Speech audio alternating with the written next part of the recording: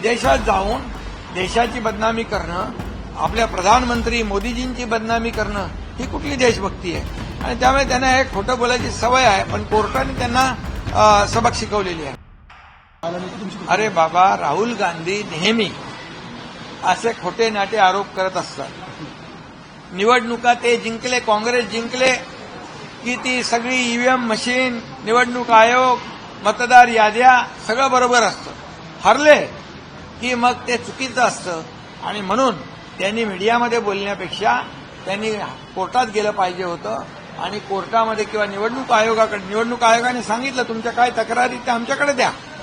पण तिकडे तक्रार करण्याच्या ऐवजी खोटे नाटे आरोप करणं किंबहुना आणि लोकांची दिशाभूल करणं याला हायकोर्टाने आता चपराक दिलेली आहे. आणि त्यामुळे ज्या निवडणुका झाल्या त्या लोकशाही पद्धतीने योग्य प्रकारे झालेल्या आहेत. आणि आम्ही जेव्हा ते जिंकतात, लोकसभेमध्ये त्यांना 31-30 जागा मिळाल्या तेव्हा आम्ही आरोप केले नाही त्यांच्यावर, पण विधानसभेत जेव्हा जास्त जागा आम्हाला मिळाल्या तेव्हा त्यांनी आरोप केले. तेलंगणामध्ये ते जिंकले तेव्हा आम्ही आरोप केले नाहीत. कर्नाटकमध्ये जिंकले तेव्हा आम्ही आरोप केले नाहीत.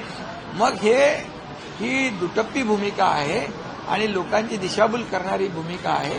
ते तर विदेशात जाऊन आपल्या देशाची बदनामी करतात, आपल्या लष्कराच्या शौर्यावर प्रश्नचिन्ह निर्माण करतात.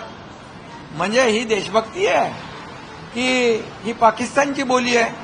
आणि विदेशात जाऊन देशाची बदनामी करणं, आपल्या प्रधानमंत्री मोदीजींची बदनामी करणं ही कुठली देशभक्ती आहे? आणि त्यामुळे त्यांना हे खोटं बोलायची सवय आहे, पण कोर्टाने त्यांना सबक शिकवलेली आहे.